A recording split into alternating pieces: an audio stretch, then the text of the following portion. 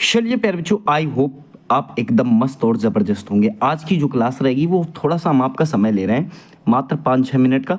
तो आपको ये बताना चाहता हूँ प्यारे बच्चों यहाँ पर कि जो यूपीएसआई की आंसर की आ चुकी है, आपने अपने नंबर लगा लिए होंगे कि लगभग हमारे कितने मार्क्स जो है आ रहे हैं, कितने क्वेश्चन जो है हमारे ठीक हैं, सही है। तो मैं आपको एक बात बताना चाहता हूँ, बात ये बताना चाहता हूँ कि ऐसे कौन से बच्चे हैं जो लगभग अपने फिजिकल की तैयारी शुरू करें, अर्थात वो जो है रनिंग की अपनी तैयारी शुरू करें।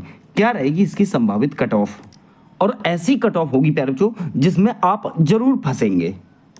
आपने एक्सपेक्टेड कट ऑफ देखी होंगी बहुत सारे यूट्यूब चैनल की, लेकिन मैं आपको एक सटीक कट ऑफ बता रहा हूँ जो हर हाल में आपको उसके अंदर फंस रहे होंगे। और प्यारे बच्चों तैयारी करो आप।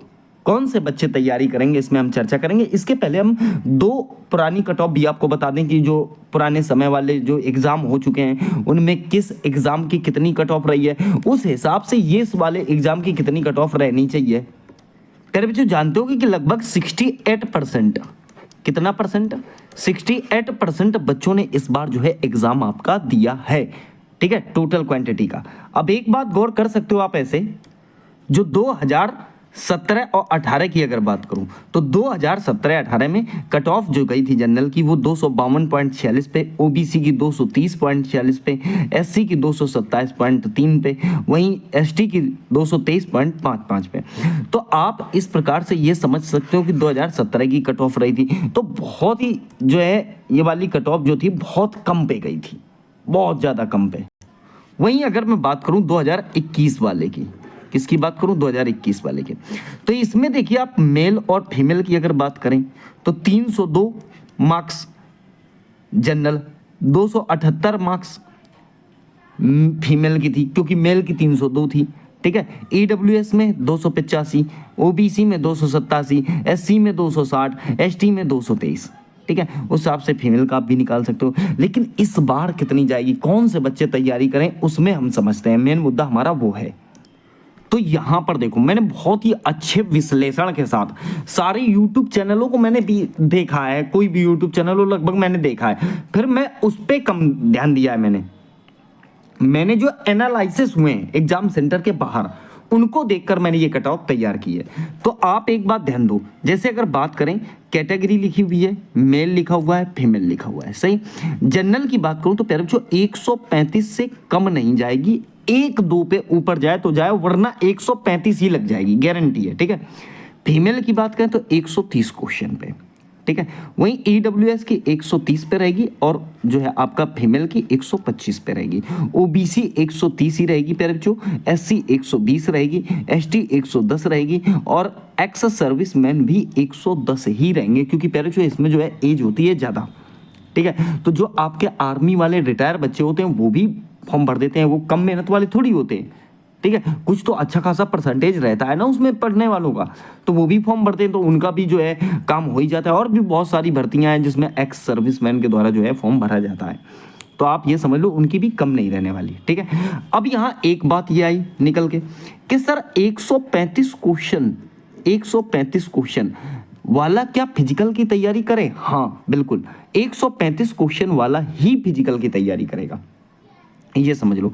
135 से कम है अगर आप, तो आप अपने मन को संतुष्टि देने के लिए कर सकते हो, बाकी वो आपके लिए गॉड गिफ्ट होगा। क्योंकि आप जानते हो कि पेपर कितना इजी आया था, बहुत ही ज़्यादा इजी पेपर आया था। और जब पेपर इजी आता है तो ये समझ लो कि कट ऑफ तो प्यारे बच्चों आपका ऊपर रहता ही है, आप ये समझ लो, ठीक है। तो इस प्रकार से अच्छा एक बात और, जनरल और ओबीसी जो है, जनरल ओबीसी जो है प्यारे बच्चों इसमें जो है कट ऑफ ज़्यादा हेर फेर नहीं रहता, ठीक है। मैं मानता हूं कि हो सकता है कि ईडब्ल्यूएस की 130 से 125 चली जाए और फीमेल की 120 चली जाए, लेकिन जनरल ओबीसी इससे कम नहीं जाएगी। अगर कोई यूट्यूबर आपको बता रहा है तो आप उसके चक्कर में मत पड़ना, फालतू आप उतना वो मत करना। आप प्यारे बच्चों अगली जो है भर्ती बहुत जल्दी आपको 2026 के एंड में, 2026 के एंड में या 27 के शुरू में ही देखने को मिल जाएगी। आप उसकी प्यारे बच्चों तैयारी शुरू कर दो, ठीक है। अब देखिए एक बात और समझना, बात अगर मैं कम समय में अगर बताऊं कि किस शिफ्ट में कितना नॉर्मलाइजेशन रहेगा, देखो कि नॉर्मलाइजेशन जो है किस शिफ्ट को कितना कौन सी स्थिति में आपको देखने को मिलेगा। ठीक है, देखिए एक तो 14 की फर्स्ट हुई, एक 14 की सेकंड, एक 15 की फर्स्ट और एक 15 की सेकंड। फिर भी जो यहाँ गौर करो, मैं अगर बताऊं तो माना जाता है कि जो 14 तारीख का एग्जाम हुआ था फर्स्ट शिफ्ट वाला, वो प्लस में रह सकता है केवल। बाकी सारे एग्जाम जो है वो कहीं ना कहीं आपको माइनस में देखने को मिलेंगे। ठीक है, इसमें जो है मैं मानता हूं कि नॉर्मलाइज्ड जो है 10 नंबर का आपको स्कोर मिल सकता है, बोनस मिल सकता है। ठीक है, उसके बाद जो 15 की फर्स्ट शिफ्ट थी, इसे टफेस्ट में रखा, बहुत इजी में रखा गया, बहुत ज्यादा इजी में।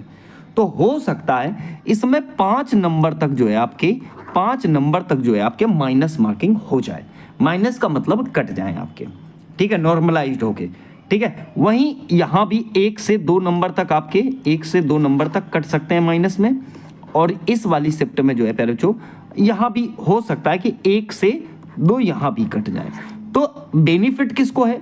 केवल 14 की फर्स्ट शिफ्ट वाले को। किसको बेनिफिट मिलेगा? फिर भी जो आपका 14 की जो आपकी फर्स्ट शिफ्ट है उसको यहां पर बेनिफिट मिलता हुआ दिखाई दे रहा है।